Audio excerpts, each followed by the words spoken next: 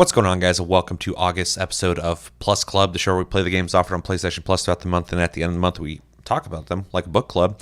My name's Seth, and joining me today, of course, is Chevy. Chevy, are you excited to finally talk about Ender Lilies, Five Nights at Freddy's Security Breach, and Lego Star Wars Skywalker Saga? And how you doing? Doing pretty good. Been actually able to sit down and play some video games lately, which has been nice. As far as my excitement level to talk about these games, moderate. It's pretty good. It was a pretty chill month, I'd say. Yeah, honestly. I don't know. Obviously, we'll get to it when we get to it. I don't know how much I'm going to have to say about like two of the games, but Yeah. I did play one of them a little more than the other two. So. Yeah, I got a little bit to say about two of these games. One of them is pretty much the same thing we always say about these kind of games, but we'll get to that when we get to that. But yeah, it was a pretty chill month. Mm-hmm. Yourself? Well, I've been kind of going through hell for the last 4 days. As you guys know, this episode has been delayed. It is technically the 4th as of recording. We typically like to get these episodes out on the last weekend of every month. But I had complications with a cracked tooth that I have had for a while that I just kind of neglected to the point where I had some pretty bad pain show up out of nowhere, and now I have to go get a root canal. So, yeah, haven't been able to talk very well for a couple days, and we'll see what happens after I get my procedure done. But, yeah, if you guys are wondering where these episodes are at, it's because I neglected this, and now I'm dealing with the ramifications of that, and it sucks, but it's going to be cool, and we'll get these episodes out. We're getting this one out. We're going to have Game of the Month come out very soon. We played Grand Blue Fantasy Relink and beat it. We both beat it technically, even though that's the beginning of the game, but we beat the campaign. We've played the multiplayer. We'll be talking about our thoughts of that very soon, hopefully tomorrow. We'll see how I feel. But other than that, I'm happy to finally get to talk about these games. I do have some pretty good opinions on them, I think, myself, and I'm really interested in the games that are already out on PlayStation Plus for what is going on here for September, and those games are Harry Potter Quidditch Champions, MLB The Show 24, and Little Nightmares 2. I can't read this. What do you think about this game, Chevy? I think one of them is going to be very easy. MLB The Show? Yeah. Okay. I was joking with that, but Yeah. cool. Mostly because, how deep is that going to be? That'll probably be a pretty easy, sit down, play it. Unless I'm surprised by it, obviously. But Yeah. Sports games are usually pretty straightforward. I'm pretty interested in trying that one myself because the last time we played an MLB The Show game on this channel, I did not like it. So we'll see. Yeah. I'm definitely a little curious about the Quidditch game. Mostly I've already because played it. There's almost nothing there I'm interested in. So It's pretty much Rocket League. yeah, I'll be curious to see how I feel about that because I'm not a Harry Potter fan. And not for any particular reason. I'm just not really into it. So yeah, and then I don't really like sports that much. So and then Little Nightmares 2. Barely call it a sport, but yeah. I know we played the first one. Yep. I'll have to see what I said about that one and then compare to how I feel about this one, I suppose. But Is this the one with multiplayer? did they have one with multiplayer? Yeah, I'm pretty sure. Maybe. And 3's coming out, so this has to be it. Probably. If Then. this has multiplayer, we should play it together. Okay. I think that'd be easier for both of us. So Probably. yeah, let us know in the comments. I'll find out soon. But if you do know right now you're watching, you're like, it's fucking of course, or it doesn't have that, let us know. Yeah. But I think it's going to be kind of an easy month. So depending on what our game of the month is, that might be pretty chill. Though I was kind of hoping, and we'll see how October looks. I was kind of hoping October would be a very chill month since I'm going to have very little time to play games that month. So. That's going to suck too because October is our community pick for the game of the month. I'm going to have some windows, but I'm going to have to play in those windows. Yeah.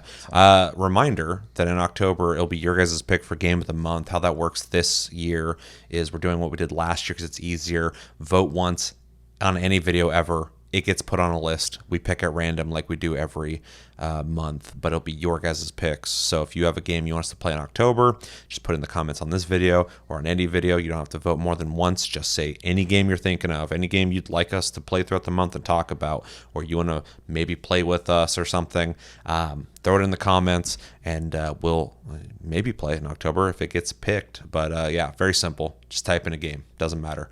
You don't have to put game of the month. It makes it easier for me to know what you're talking about. But if somebody just types in like The Witcher 3 as a comment, I'm just going to use that as a pick. So that's coming up. That's happening this month, the voting, September. Vote on any video in September. That's how it's going to work. And Chevy will try to play as much as he can. I'll in do my October, best, he yeah. will be gone for 3 weeks. Yeah, I'll be here for about 4 days at the beginning of the month and about 4 or 5 days at the end of the month. Yeah, That'll so be you're going to it. have to yeah, so take that in consideration. Don't give us some like long-term big ass game we got to play, but I'll play it, but yeah, just letting you guys know. It'll be rough for me to play. So I'm glad you brought that up though. I should have brought that up at the beginning of the episode. it's also going to make our other channel, Tasty Flicks. Check that out. Link down below, I believe. Yep. Watching anime while I'm not here. I got to fix the Discord link as well. I had somebody trying to join I think like a week Did it ago. expire? Yeah, that happens all the time. And people hit me up and they're like, "Hey, how come I can't hop in there?" I'm like, "Oh, fuck, I don't know anything about Discord because I barely run my own. Like, I just kind of hop in there and say something and leave." So, but yeah, we'll try to get that fixed. So if you've been trying to join our Discord, I'll try to get that link set up so you guys can. Okay, all that stuff aside, Yes. my thoughts. Quidditch, I've already played it, so I won't talk too much about my thoughts on that. But I will be curious to play it and discuss it with you at the end of the month. It is a very simple game, so I think you'll get the gist of it pretty quickly.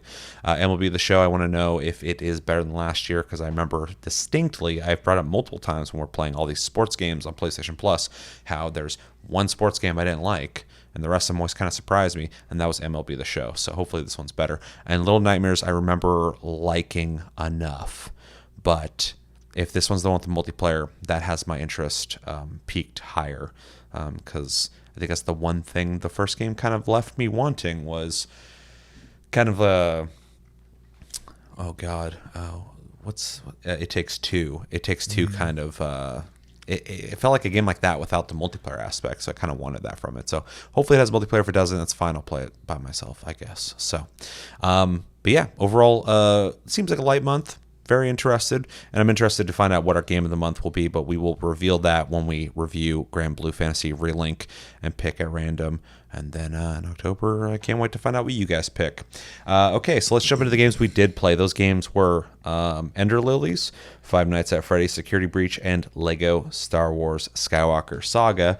I think we should probably start with Lego Star Wars Skywalker Saga. If you didn't get a chance to play that, it is episode 1, 2, 3, 4, 5, 6, 7, 8, and 9 in Lego form. You get to pick the beginning of each saga, the prequels, I forgot what they're even called now. I'm so out of the loop on Star Wars shit. The OGs. The OG ones, and then the Disney schlock. You play the first episode of each one of those, and then you unlock the next one, and then the next one. And each one has little baby skill trees, which was a welcome thing to see. Different scenarios based off the movies. You play as different characters. You swap around, like all the Lego games, between different characters. You have different things you can do with each character to figure out very simple puzzles, definitely aimed at families and children. And you run around, you hit enemies, you hit everything that can be hit, and it all breaks into little Lego pieces, and you pick those up, and you can build random things, and it's basically just a 3D platformer with really small segmented levels themed around the important parts of the movies. And I think that's everything. You unlock characters, I believe. You can play in other places, stuff like that. So Yeah, one turn free play. yeah, so if you want some longevity with your games, this one honestly seems like it would offer that if I still had it installed. We both played it, and let's jump into your impressions of Lego Star Wars Skywalker Saga. All right. I Well, hate saying that. right off the bat, this is a very, very large game. So like bang for your buck wise, I would say that part is covered. You get like you said, 9 separate scenarios to go through, and each of those have multiple parts within I themselves. believe each episode has 5 levels. And they are pretty decently length, I'd say. I went through all of episode 4 before I turned Smart. it off. So that's where it landed when I hit start. That was the first one it was highlighted on. So I just Played through episode 7 and some of episode 4. well, I finished 4, unlocked 5, and free play 4. And then Yeah, you kind of blew my mind just now. and then I went ahead and I shut it off because at that point I felt like I had a pretty decent opinion about the game. So I think like visually, it obviously it has its Lego style, but it does graphically, technically, actually look pretty good, which was nice to see. It's very clean. Definitely has higher graphics than older Lego games in that regard, and honestly, a lot of games even out still. Yeah, the animations were actually pretty good too. Very smooth. Yep. Yeah, I was surprised. So it's a very well-made game. I'll give them that for sure. It's honestly, in my opinion, and I don't have a whole lot of experience with these games except for if they're on PlayStation Plus, we're obligated to play them. It seemed like, from my experience, the highest quality Lego game I've played so far. Pretty good. Yeah. Like you had brought up, super easy puzzles. Just stimulating enough, to make you think for a second, which I'm sure is great if you're playing with young ones, because it is still making them use their brains a little bit while also their attention span is probably not super long. I don't have kids, I can only assume. And like less scenarios where the kid gets frustrated because they don't know what the hell they got to do next, so they get upset. Like it's very simple. It's very easy to follow what you're supposed to be doing, and the game has a really good.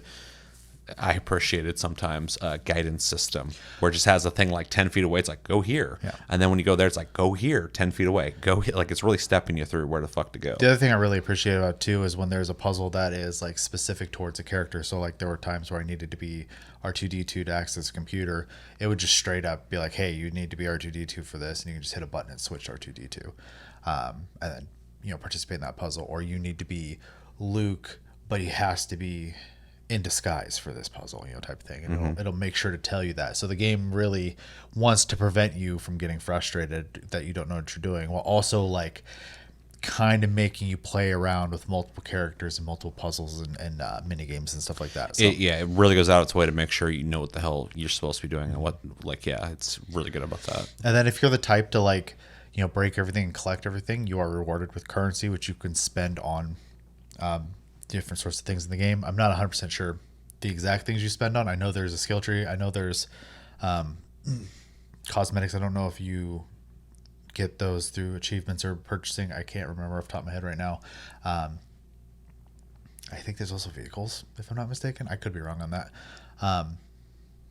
You can ride BB-8. You could ride a bunch of the iconic vehicles in Star Wars as well in the missions. So BB-8's the most iconic vehicle. The little fucking sphere you can sit on. It does the typical Lego game thing where it takes a moment in the story it's telling, or in this case, we're talking about Star Wars. The example I'll give is like Obi-Wan going into town, and he has to convince the stormtrooper these aren't the droids you're looking for, except for they make it super like ridiculous, meant to be kind of like goofy funny. The humor in the game is lost on me, not because I don't understand it as much as like it just isn't my type of humor. It's definitely humor for like a 10-year-old. Yeah. It's like, oh, that guy slipped and made a noise, haha. Or like some some of the words they use, stuff like that. Yeah. They're definitely trying to like be very obvious that they're making a joke. Out there saying yeah. And it's hard for me to have like a hard opinion one way or another about it. It is what it is. I realize the audience they're going for, so I kind of hate it in that regard. But I'm not going to grade it on that just because I'm just not the audience for that. Sure. Yeah, there are some secrets strewn about in the levels as well. If you do like one of the puzzles I did was there was a gate that didn't open, but there was like power you could run to it, but you needed multiple switches. Two of them were really easy to just kind of use the force through the cage, but the third one I had to go clear around the building, climb up on the roof, and the switch was on the roof. So, which I was a little surprised that they actually made that a little bit of a trek to do, because a lot of the stuff prior to that was like pretty brain dead easy. Yeah. Other than that, the scenes are all played out in the order that I remember them in, although obviously very shortened and skewed towards comedy instead of seriousness, especially like the Greedo and Han Solo part. That was very silly. And yeah, overall, it played fine. It had more depth than I expected. It was pleasantly surprising in that way. Still not enough to make me want to play it all the time, but I honestly don't really have any negative things to say about the game. I think it was put together very well. So, Yeah, I agree. Pretty much agree with everything you said. And just start this off by saying that even though I felt bored playing this game, it wasn't because it was like a bad experience. I just felt like I was the wrong demographic. There's a lot of things I appreciated about it, though, which is surprising because I'm not a Lego fan of these games. I appreciate what they're trying to do. I know they're for specific people, but like I've known people since like my 20s that have liked the Lego games because they liked them because they're simple platformers. You got to break stuff and punch stuff, and they've just never appealed to me. This is probably the best Lego game I've played. I'd agree with that. Just because there's just a little more depth to it than just like running through areas and punching stuff and breaking stuff. That doesn't do it for me.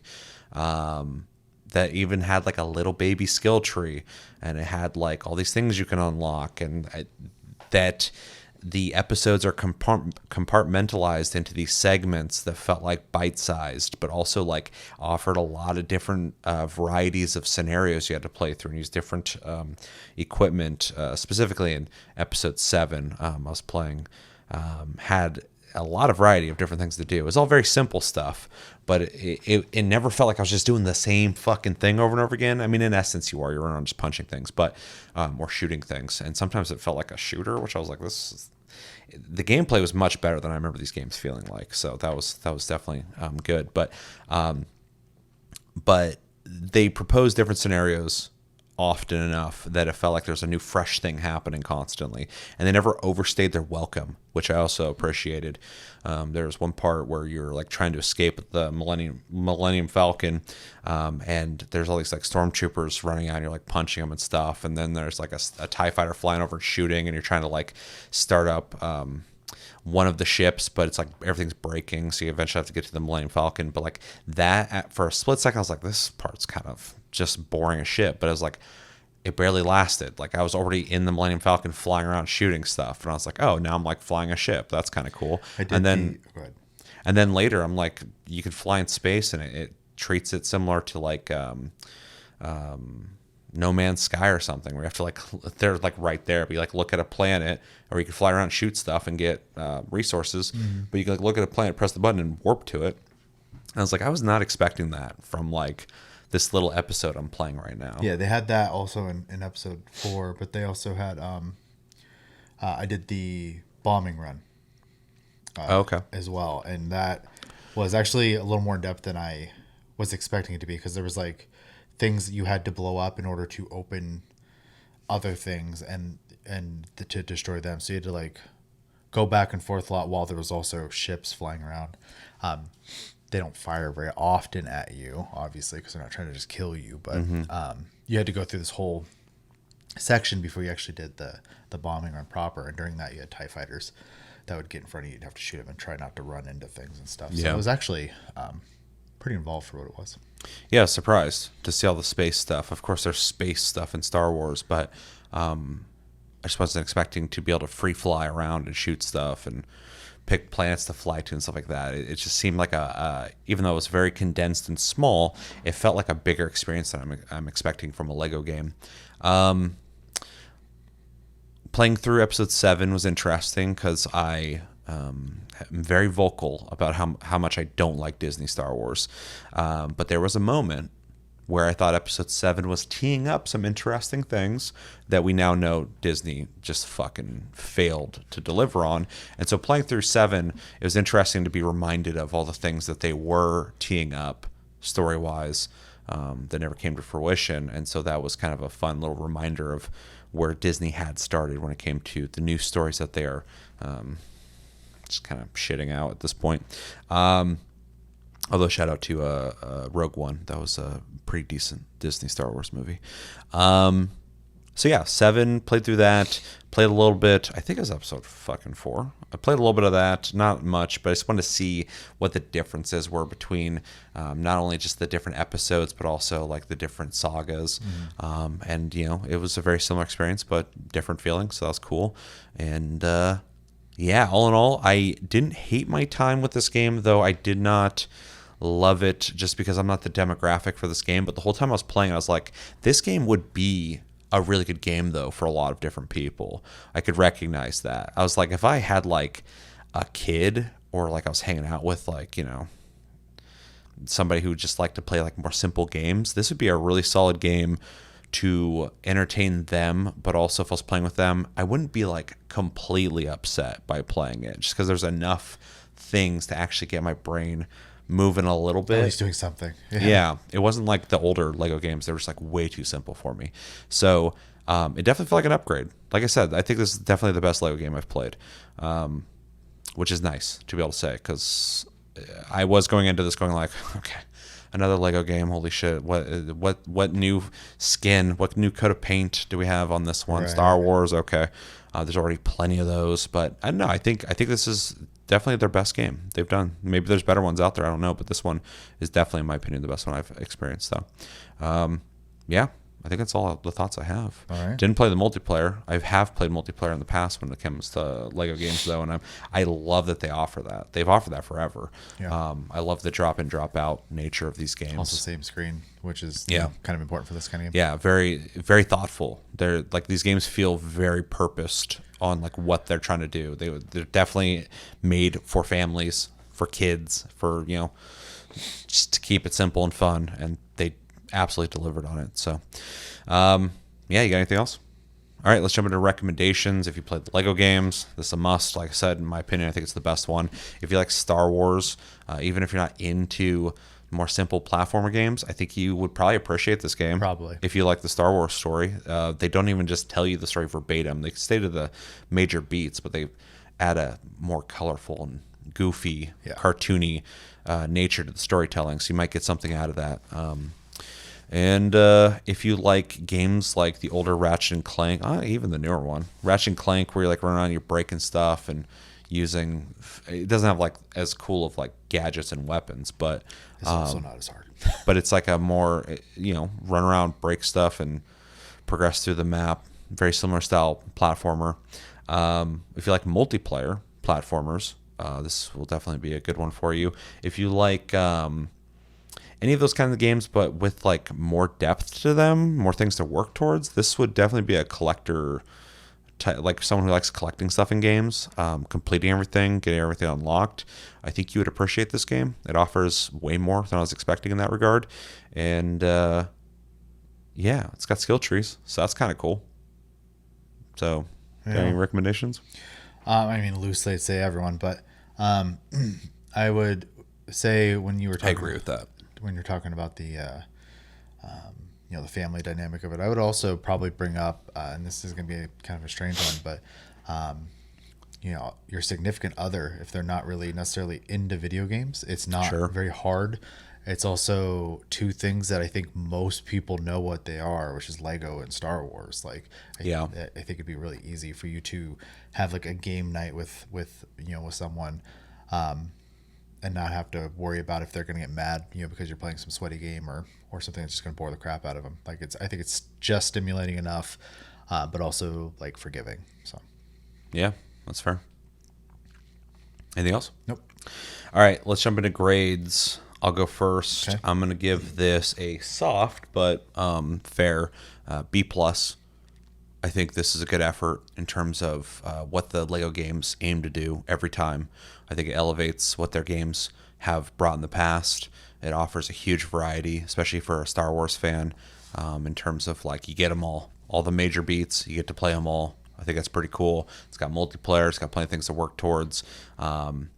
If I was a fan of the Lego games and their formats, maybe I was a younger person, I was really just digging this kind of gameplay, I could maybe bump that up to an A minus. I think it's a really good variety and a lot of stuff to do in one game. It's a really good package. So if you're the core demographic for that, this would be a great game to pick up, and I recognize that. But from my perspective, I have to go B plus. I didn't love it, but I did appreciate it, and so yeah, B plus.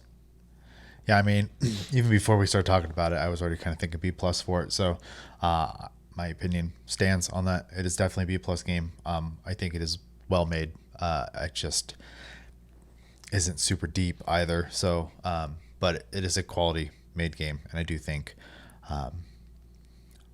as we've kind of brought up a couple times, probably one of the better Lego game experiences I've had personally as well. So Yeah, it's the best one. yeah, B plus. I think I couldn't go higher because I just don't think it's a great game, but it is a very well made game. So Yeah, you could definitely play worse games.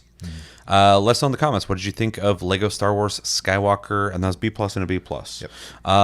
So very cool. What did you think of Skywalker Saga? Did you like it? Did you not like it? If you didn't like it, why didn't you like it? Or maybe you didn't play it at all. Maybe you don't have interest. I'm curious to hear about that as well. But if you did play, what did you think of it? And what was some of your favorite things about it? Where do you think it stacks up when it comes to the Lego games? Is there a better Lego game? And how do you think, or what do you think about how they handled the different episodes, the different sagas?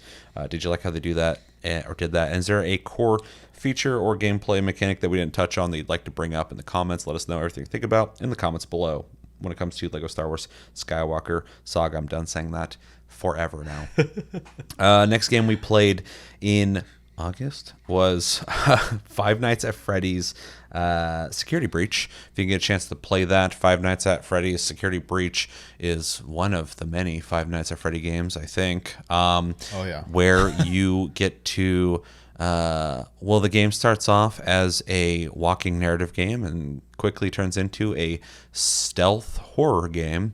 You are playing as a kid who is stuck in, we think it's either a Chuck E. Cheese or a mall type thing.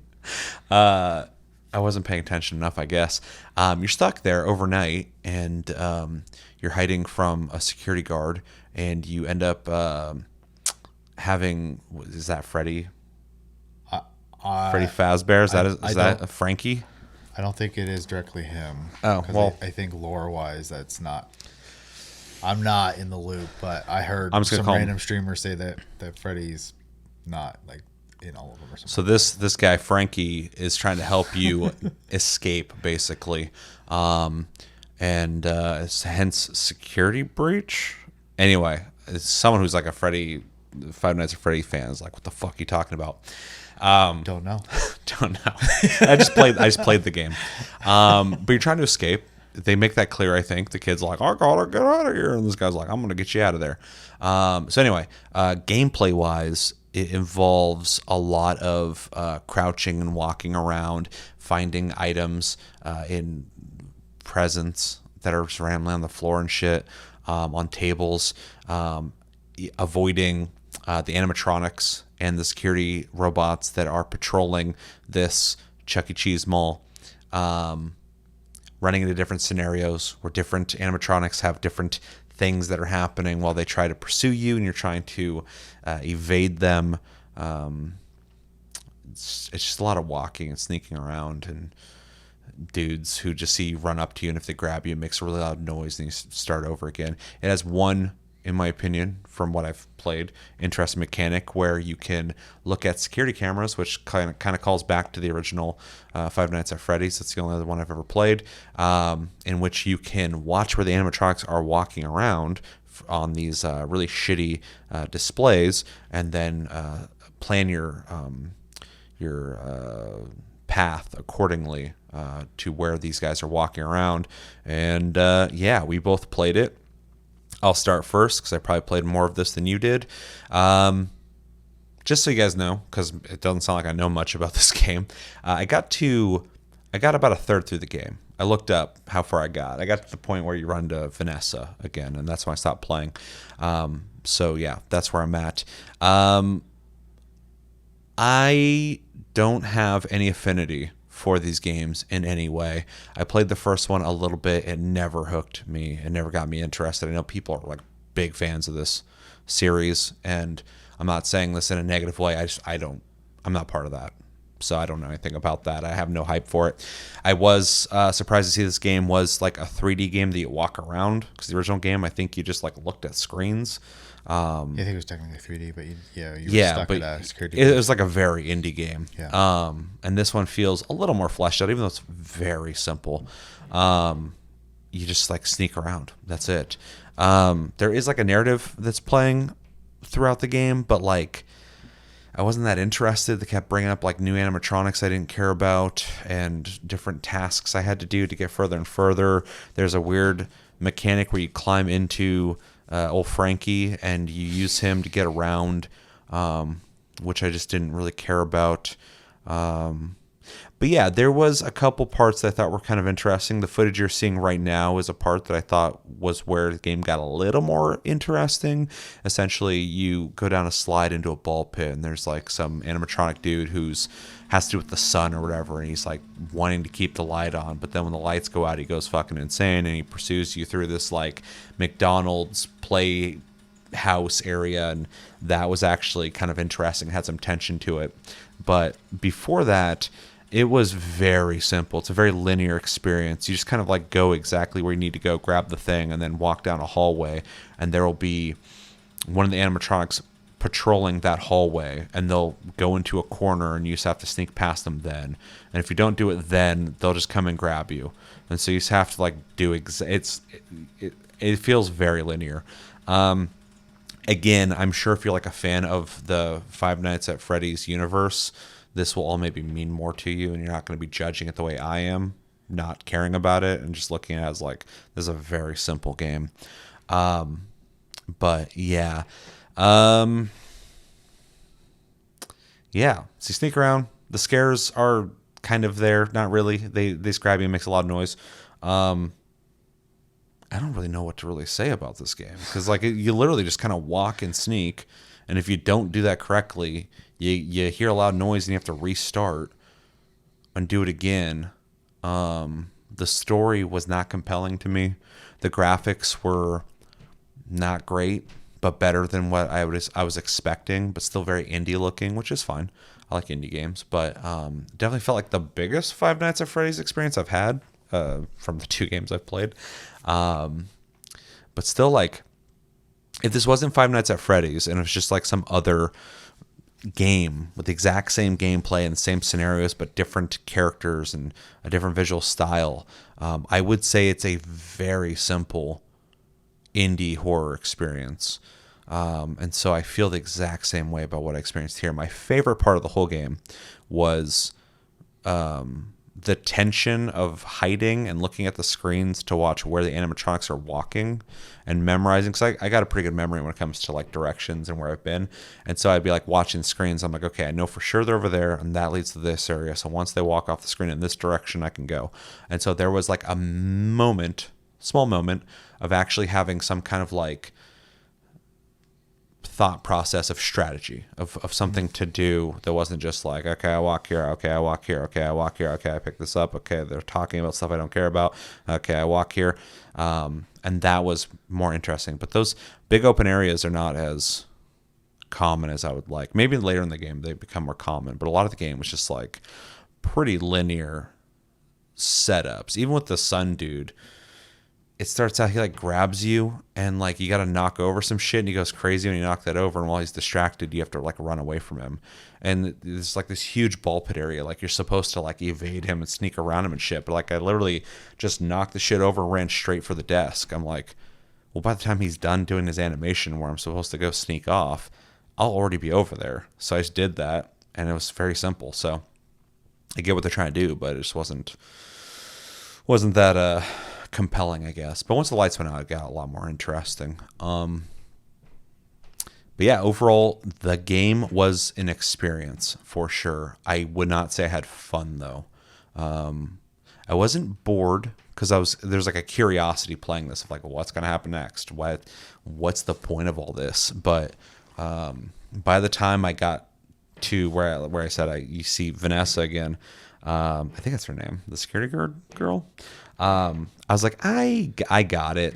I got it. I don't think this is going to get much better. So, and let me know in the comments for sure if it does get better. I can't guarantee I'd go back and play it, but maybe I'm wrong. But from what I experienced, I was like, this is cut and dry, pretty straightforward. And it's not really what I'm looking for when it comes to ways to spend my time, I guess. So, yeah, that's my thoughts. Yeah. This game kind of had an uphill battle with me right off the bat, anyways, because there's multiple factors here that are just like so not my wheelhouse. The main one being to be a little more nuanced about it. I always say I don't like horror games, and the reason I don't like horror games, or I should specifically say scary games, is because I would say like 9 out of 10 of them rely on jump scares, and I hate jump scares. Like I just hate them. A lot of like cheaper indie horror games are just like, boom, loud noise, and then you have to restart, and it's like, okay, which this series is known for. Mm-hmm. I actually do like creepy and disturbing things, but I don't like being jump scared. So that's kind of the tricky part for me. I don't think the animatronics are creepy. No, but they're going to rely on making a loud noise and being in your face instantly, right? So the jump scare part of it, I don't like. I also, gameplay wise, it's very, very like basic, and I was pretty like, a game has to like have some form of like hook for or book or movie or anything to like to get you to like want to keep going in, and I didn't even like want to nibble on this one.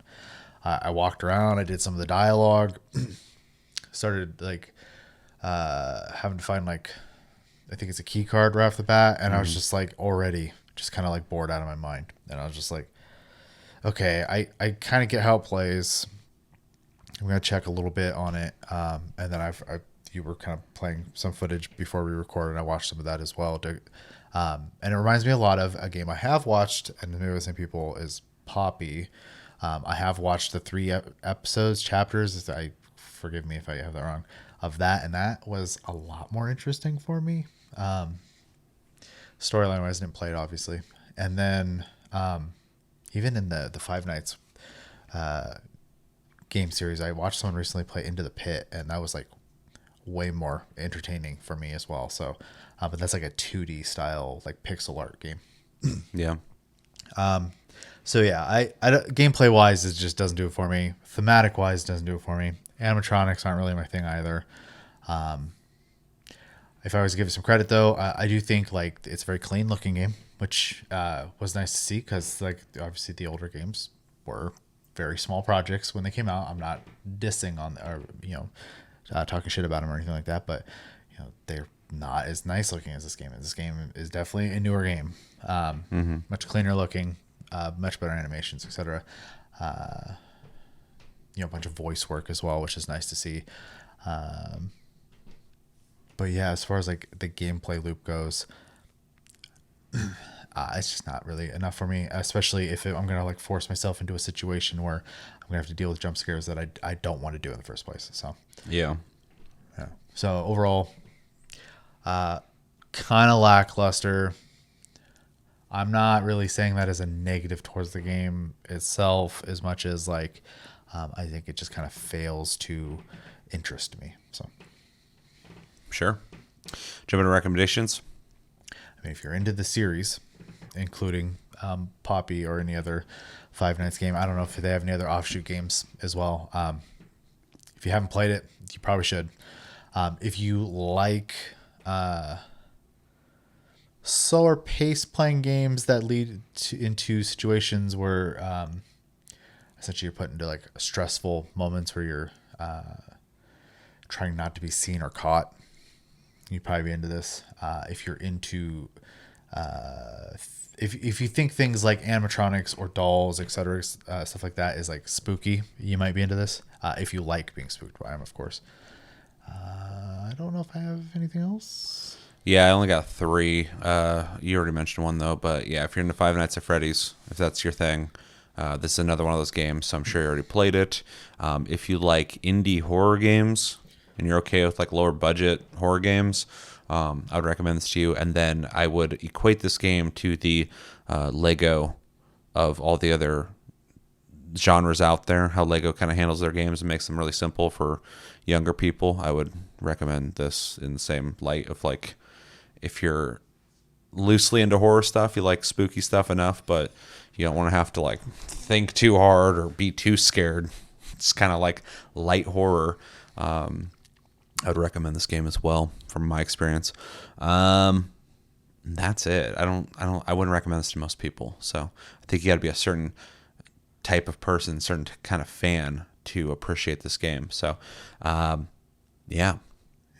Jump into grades. You're first. Okay. I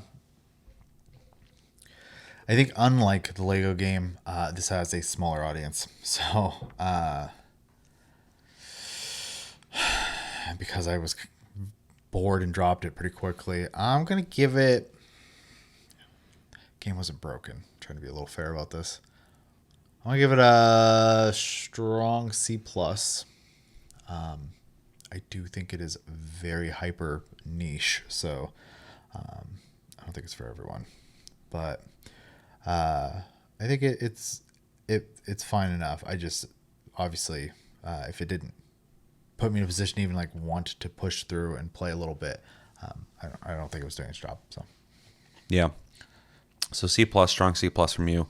I'm really struggling because I feel like I should give it a C minus because the game was like pretty boring to me. I appreciated some things about it, but just gameplay wise, it didn't offer much. But I'm gonna give it a C. I don't think it does anything wrong. I do think some of the design is a little simplistic. It does kind of feel like a walking narrative game with some parts that you know you got to like sneak around things. But I'm probably being a little harsh because I just don't know or care much about Five Nights at Freddy's lore, and so maybe that will give you much more entertainment if you are into that. I mean, they chose to give that game away to people, so Give it away to people. well, like it's as an entry point for some people, it might be this game. They chose this game to give sure. PlayStation Plus. So Yeah. So, I'm gonna give it a really light C. It just passes. It's playable, but I can't.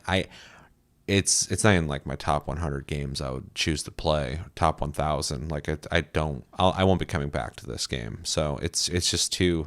It's not enough for me to stay interested. There's much better things I could be doing with my time. But it's not bad. It's not a bad game. It just doesn't. It's just a big nothing burger. So, yeah. C. I'll be fair about it. So, anything else? no. All right. Let us know in the comments what you guys think about Five Nights at Freddy's Security Breach. Did you like it? Did you not like it? Did you not play it? If you didn't play it, why didn't you play it? If you didn't like it, why didn't you like it? And if you did like it, what do you like about it? What are some of your favorite parts about the game? Does the game get better after a third of the way through the game, or is it more of the same? What's some of your favorite features? Are you a fan of the Five Nights at Freddy's lore or games? What's your favorite one out of those? And tell me what you enjoy about these games. I'm interested. Let us know what you think about in the comments below when it comes to Five Nights at Freddy's Security Breach. Last game we played in August was Ender Lilies. If you didn't get a chance to play Ender Lilies, it is a 2D perspective platformer, Souls-like, where you play as like a priestess who's like going through a place where it's been raining, and this rain is turning everything in this like kingdom to like monsters. You use spirits. They're spirits, right? Yeah. You use spirits as your attacks, basically. As you go through the game, you fight mini bosses and main bosses that when you defeat them, you gain them as your abilities. You can assign these abilities to different buttons, so you can create basically different builds. Up to 8 attacks. Yeah. 6. You have 3, and then you switch with R1 to another 3. Is it only 3 and 3? Yes. I thought it was a main and 3 sides, but maybe it is just. I think it's a main and Okay. 2. But whatever, 6 moves then. As far as I got. But anyway, you can have up to 6 moves. Yeah, they go from like basically you hit the button and a spirit comes out and swings a sword. So that's your basic attack. There's like a projectile you can get. And then there's other abilities that like will have charges. So you can use them like 14 times, 12 times, something like that. But they'll do like heavy damage or poison or shoot, an ability. You can have like a bird flying around with you that shoots at stuff. So you can kind of start seeing what works for you. There's a checkpoint system. That's why I call this a Souls-like. And once you die, you go back to the checkpoint. These are typically like seats, benches, chairs, stuff like that. In which from that point you can get relics, equip them for different stats and different benefits. You also level in this game as you fight things, and you don't lose progression when you die, so you can just fight things and grind out if you want. Basically, when you die, it just resets you back to the last checkpoint you went to. You can also switch out your spirits from these checkpoints. And yeah, you basically explore. The game does have a map that goes in a lot of different directions, very similar to like Dark Souls 1 map design in terms of like you can go this way or that way. A lot of secret areas to find. It has a darker, like animated look to it, an interesting soundtrack, and boss battles, like I said before, that are challenging. And when you defeat them, you gain new abilities to further your ability to keep fighting through the game. We both played it, and I think it's you up again. Yep. What were your impressions of Ender Lilies in August? Yeah, I mean, going into this game, I did visually really like it. I like the art style quite a bit. I also like their like very like horror-esque theme to appearances and stuff. I think it's a very appealing look. That's one thing I appreciate about a lot of these like Metroidvania style games is, especially because they have to stand out in a genre that has existed for so long. Art style is usually kind of a big part of that, and I think this game does a good job at that. My hesitation going into the game initially was that because it is that style of game, my track record with those is pretty consistent where like I appreciate them, but they don't ever like keep me interested. I'm happy to say that this game was a lot more interesting to play than I was expecting it to be. Although, and I know we had a discussion about this, but the dodge is a little weird to get used to at first. But once you get used to it, I do think the game plays very well. Yeah, for everybody curious about what he's talking about, if you hit R2, that's how you dodge. It's a really weird button to press. You can map your keys, though. You can change the key bindings, which I did experiment with, but I fucking hated it. So I switched it back and just stuck with it. But I switched over to circle. But then circle is your attack button, one of your attacks. So I had to switch all my attacks to like shoulder buttons. I was like, I don't like this. So I went back to the original control scheme. But so you can't change it. So that complaint I have as well. But you can change that. Yeah, and once I got used to it, it was fine, but it was a weird feeling at first. I like that as you go through and you discover obviously new abilities and stuff like that, you do unlock other parts of the map. Like at a certain point, you get the ability to exist underwater, which I was kind of wondering about because there's a lot of parts you pass by and you're like, there's definitely stuff down there. Yeah, and there's also like paths and stuff you can see on the map that's like you can't access that without going in water. Yeah, and then being able to get that ability, like, oh, okay, I like this whole other section's available to me for exploring now.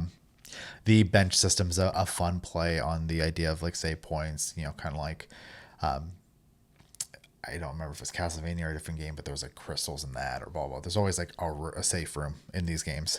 This one, instead of it just being like this big, obvious safe room, everyone feels a little different. It feels like they made an environment to kind of fit in the landscape and what you're going through. And so like you had kind of said, sometimes it's a bench, sometimes it's a chair, sometimes, it's all sorts of different things. And I think that's a fun way to do it because like it's visually always different. And I don't have a problem with them like having the, typical, like, we're just gonna have the save room always look like this, so when you walk in you have that sense of relief, oh, I'm in the safe room, type thing. But I think I like the extra effort they put into keep like design continuity, basically going through and making the safe zone just match in with that. So it's a fun take on it. The ability system I like as well, because you basically get to equip 6 abilities. There are 2 types, if I'm not mistaken. There is it's like a light beige color, which is like your default sword ability, and then eventually a ranged ability that you had mentioned. But that one has charges, and it was nice to be able to put one on the default and one on the secondary set, and then have an idea of like, okay, well, if this is going to be my sword set, I'm going to have some more fast abilities here, and then on my slower one, I'm going to put all my like heavy hitting moves over here, and I'll just switch back and forth as I need be, depending on the circumstance. So there's a lot of tools to play with as well, which I liked about it. Yeah, honestly, the only big complaint I have, and this is definitely a little bit on me as well, but the story wasn't like grabbing me right off the bat. In fact, when we started to record this and we're trying to think about the story, I blanked completely because I could not remember anything about it. Yeah, and I could remember like some major beats, but I was like, I don't remember fully. Yeah, and that could have been my attention span the day I played it. Who knows? Or maybe it just wasn't interesting enough for me to like retain any bits of it. But thematically has been a lot of fun, I think. It's probably one of the most fun times I've had with one of these Metroidvania style games we've gotten in a long time, which is nice to say. So, and the bosses are engaging, which I liked as well. They actually felt like encounters. So, So I thought it was really interesting, first off, to actually go blind to a game and not know anything about it. I got a couple things about it before I played it, but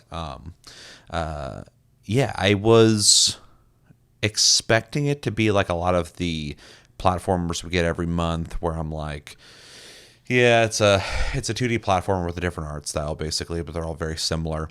I was happy to find out that the game is actually pretty fun. It's an action RPG, which I really liked. I like that you level. I like that you unlock different spirits. I like that you can level those spirits and they don't only become more powerful, but they'll gain like combo abilities and different things going on. Like, yep. And so there's stuff to work towards, decisions to be made in terms of like how you're creating your build, which makes the game a little more engaging for me. I like the art style. I don't love it, but I like it, which is good because these games can be very hit or miss. These 2D platformer games can be very hit or miss with the art styles. I always appreciate that somebody made a whole game around their art style, but sometimes they don't resonate with me, the particular style. This one actually does have a cool art style. I think the most boring thing about it is the main character that you're playing, but I think all the spirits are really cool looking. I think the environments are actually really good looking, and the music is actually very fitting for the setting. I liked that a lot with the boss fights, with the different locations. So yeah, exploration is actually interesting. There's a lot of times where I was trying to find how to get to certain parts where it's showing on the map where to go, and I would find like an open area at the top of the map, and I'd jump, and all of a sudden it's in like a secret place that wasn't really on the map yet, and then it would reveal itself. And so I was like, oh, there's like secret shit to find. That's pretty cool. Different sub bosses to fight, and then you gain their abilities, which I really liked. After I found the crow that you have to fight, I started using that as a sentinel to just kind of shoot at stuff while I was dodging. That was some passive damage. Yep. In. Yeah. It didn't do a lot of damage. I think I got to like level 3 or something like that, but it was still just doing damage while I was staying alive. So I appreciated that. And then when I beat the second boss, I shouldn't talk spoilers too much, but basically he does heavy attacks. I started using him as well because I liked using my light attacks mixed with his heavy attacks. For reference too, if anybody's curious about how far I got, I beat the first like 3 major bosses and a bunch of the side bosses. So I think we got to a pretty similar area. You're one boss ahead of me, essentially. I didn't go to the top. You didn't go up top, yeah.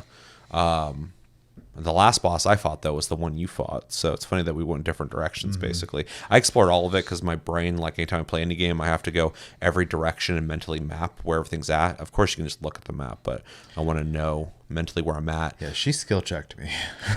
She's definitely harder than the other boss. Yeah. I actually, the first time we talked about it, I didn't actually beat her.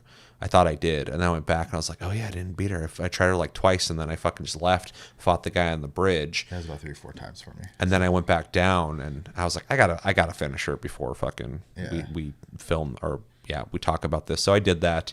And if this is a hint at all of what I really thought of this game, it's still installed on my PS5, and I'm thinking about buying it for PC because I actually did enjoy playing it and I wanted to keep playing it, but I'm at a weird conundrum where I'm like, do I want to keep playing on my PS5 or do I want to play it on PC? Because I think it is on PC. I'll have to double check. I would imagine so. If it's not, then I'll just keep playing it. I already have it on PS5. Why wouldn't I? But I just play my PC more often than I play my PS5, sadly. But unless I get that fucking PS Portal, then I might be playing on PS5 more. Maybe, I don't know. Or maybe I'll just sit here like my fucking Steam Deck. But or my everything. Anyway, Ender Lilies. Ender Lilies, whatever the fuck it's called.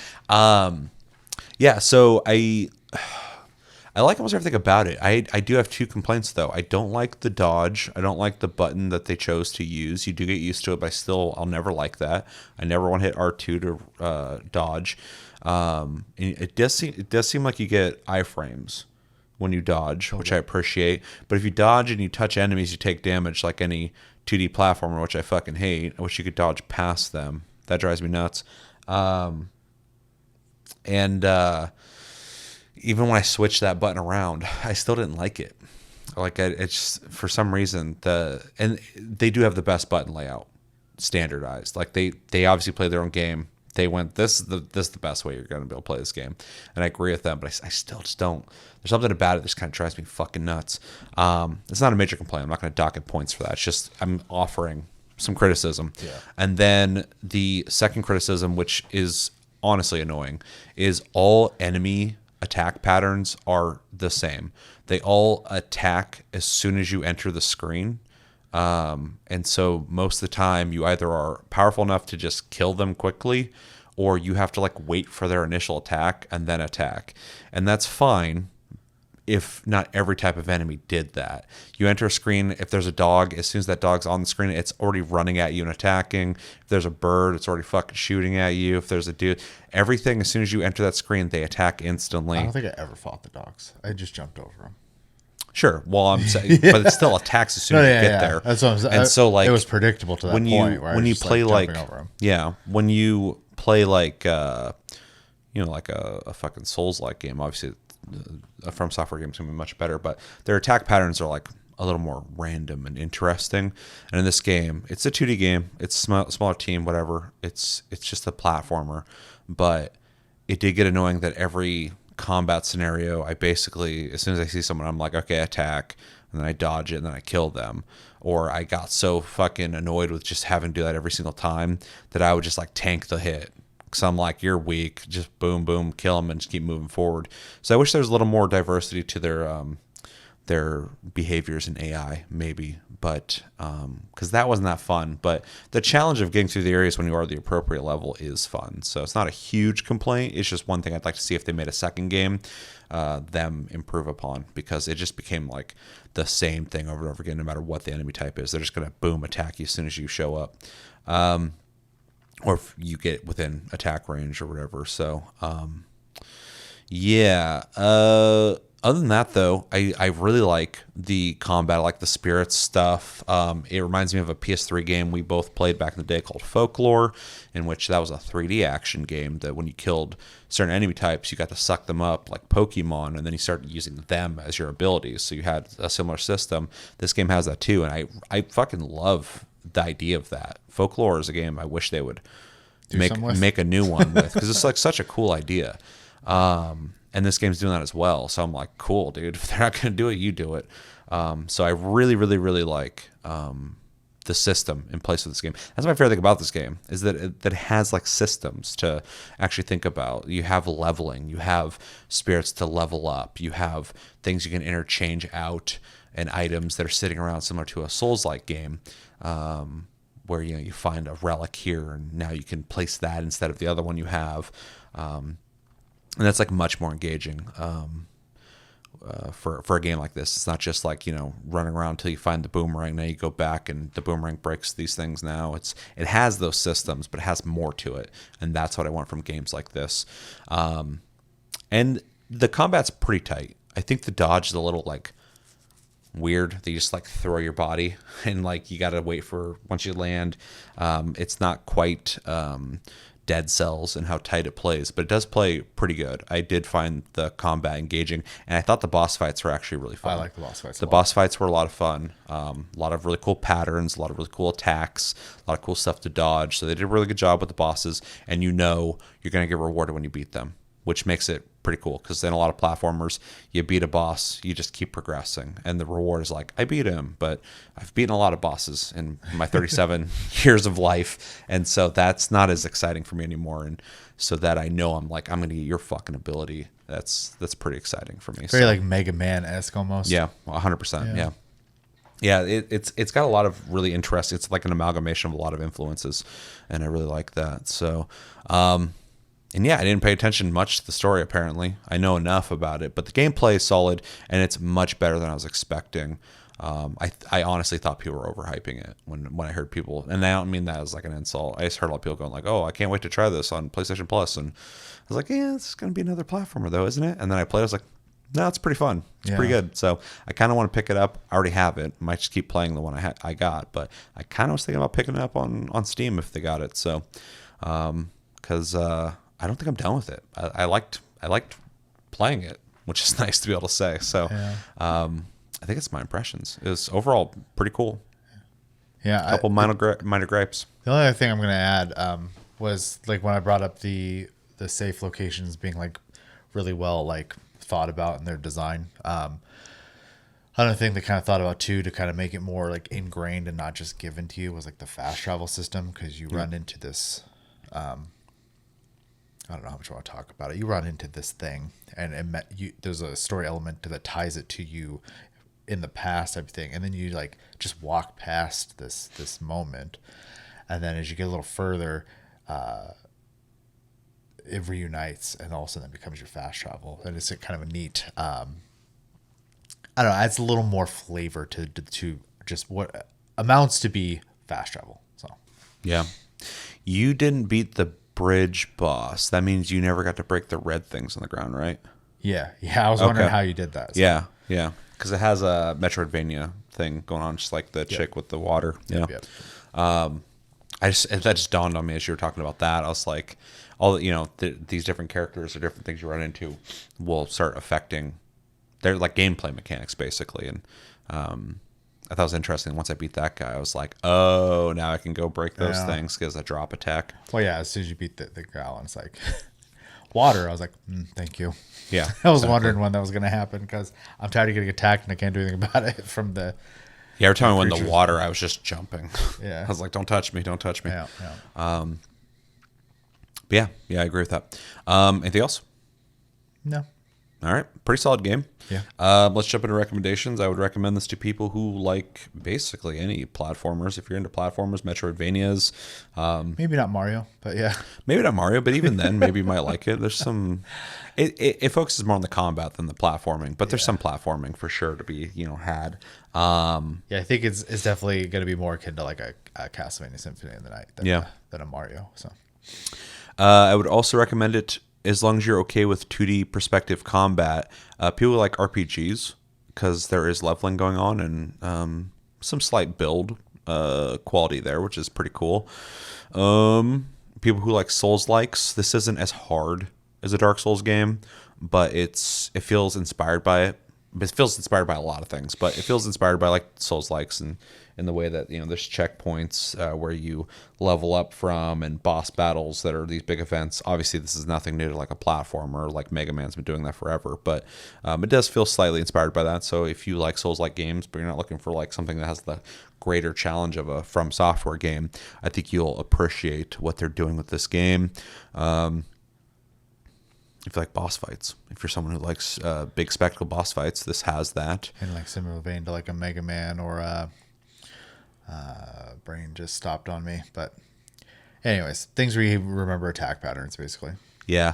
And then if you like games where as you progress, you gain new ways to fight, even calling back to Ratchet and Clank again, or other games where like you unlock this gun or this weapon now and it does this whole new thing you couldn't do before. And then you unlock this thing and now you got this flying sentry with you. Like there's a lot of different spirits to be found in the game and change the way you play the game, which I personally thought was really engaging. So if that sounds cool to you, I'd recommend to you.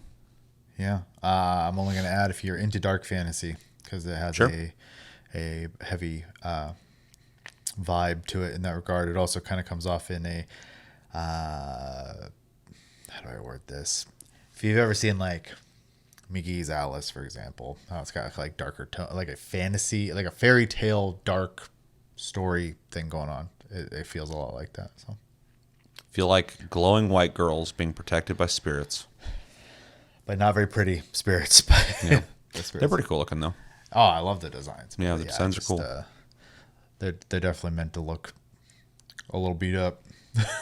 Oh, last thing I'll add, this kind of goes into Metroidvania type games. If you like games with like secret areas, stuff to explore for, this game has that for sure.